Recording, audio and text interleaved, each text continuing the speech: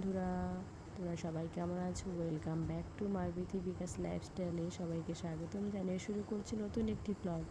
তোমরা সবাই কেমন আছো সেটা অবশ্যই জানিও কমেন্টে। আমি তো তোমাদের ভালোবাসাতে আমরা সবাই খুব ভালো আছি।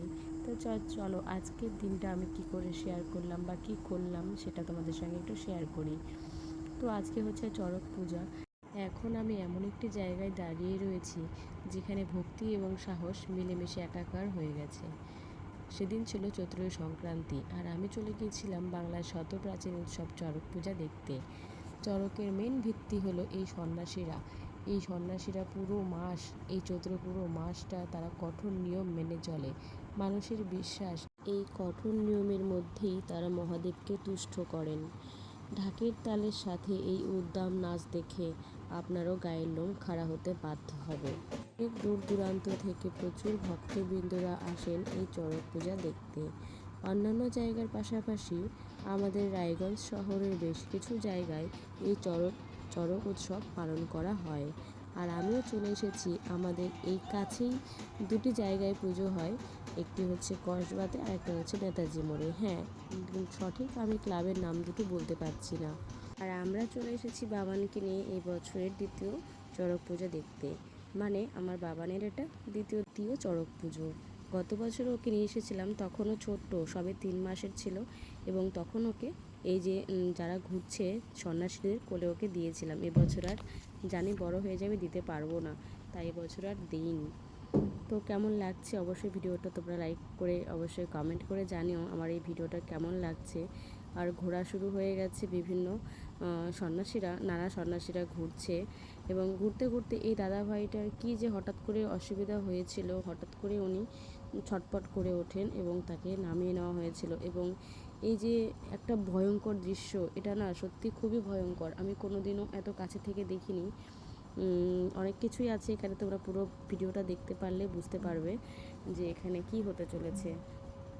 তো দাদাভাইটাকে নামিয়ে নিয়ে তারপরে দর্শনার্থী যারা আছে তারা সবাই অপেক্ষা করছে কখন আবার পরের সন্ন্যাসীরা ঘুরবেন। এ দেখো ওনাকে নামিয়ে নেওয়া হয়েছে ইতিমধ্যেই, তারপরে আবার নতুন জনকে তৈরি করে দেওয়া হলো ঘোরানোর জন্য। এবং এই দাদাভাইটা খুব সুন্দরভাবে ঘুরেছে।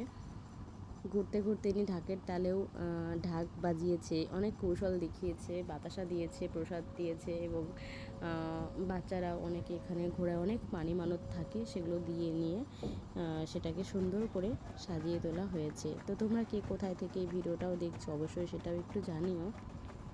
আর এদিকে কিন্তু আমার বাবাও নাচছে এবং সে খুব আনন্দ মজা করছে যে হ্যাঁ, ও ঢাকের তাল ওর এমনই হয়েছে, ও ঢাকের তাল বা কোনো বাজনা পেলেই ওর মধ্যে না নাচ বেরিয়ে আসে, ও নাচতে শুরু করে দেয়, তখন ও বেশ দেখে খুশি হয়েছে।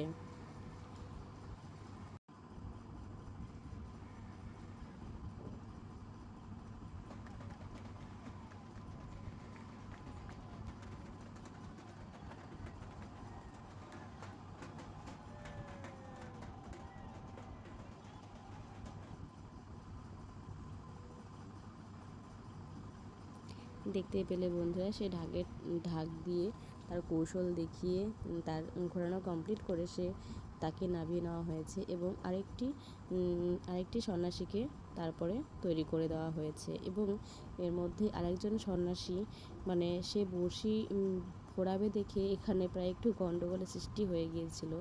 তো যাই হোক, ভগবানের আশীর্বাদে, মহাদেবের আশীর্বাদে তাকেও দেওয়া হয়েছে, এবং সেখানেই তাকে বড়শি ফুরিয়ে দেওয়া হয়েছে। আর এর মধ্যেই দেখো আমার পুচকুটা একটু ঘুমিয়ে গেছিলো, তো আমার পাড়ারই এই জেঠিমাটা ওকে কোলে করে নিয়ে মহাদেবকে ওখানে ছুঁয়ে দিতে গেছে, প্রণাম করে দিতে গেছে। আমরাও একে একে প্রণাম করে নিলাম সেখানে।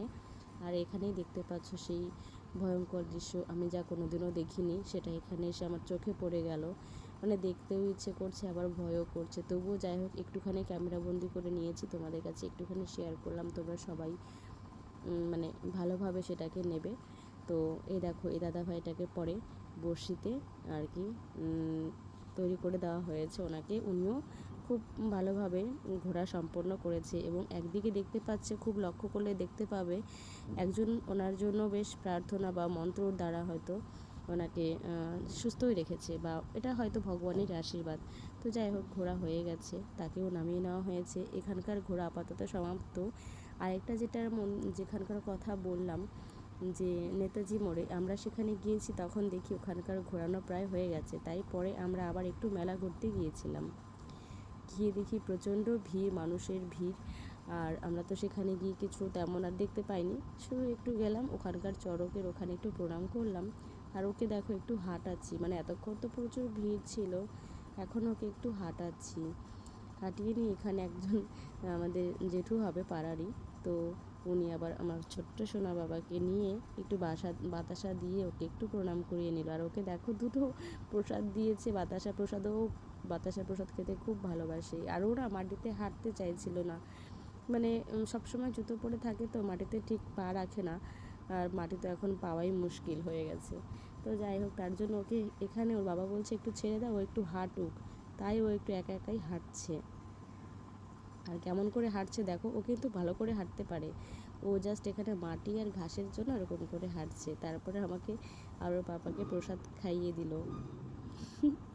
দেখতে পেলে। তারপর তো প্রচণ্ড গরম, আমরা যাই হোক এত গরমে আর কিছু না খেয়ে জাস্ট একটু কুলপি খেয়ে একটু মাথা ঠান্ডা করে বাড়ি চলে এসেছি। আর এখানে দাঁড়িয়ে আছেন, আমাদের পথ দেখিয়ে দিচ্ছেন, এদিকে তোমাদের বাড়ি, চলো তোমরা এখন গন্তব্যস্থলে এসো। তো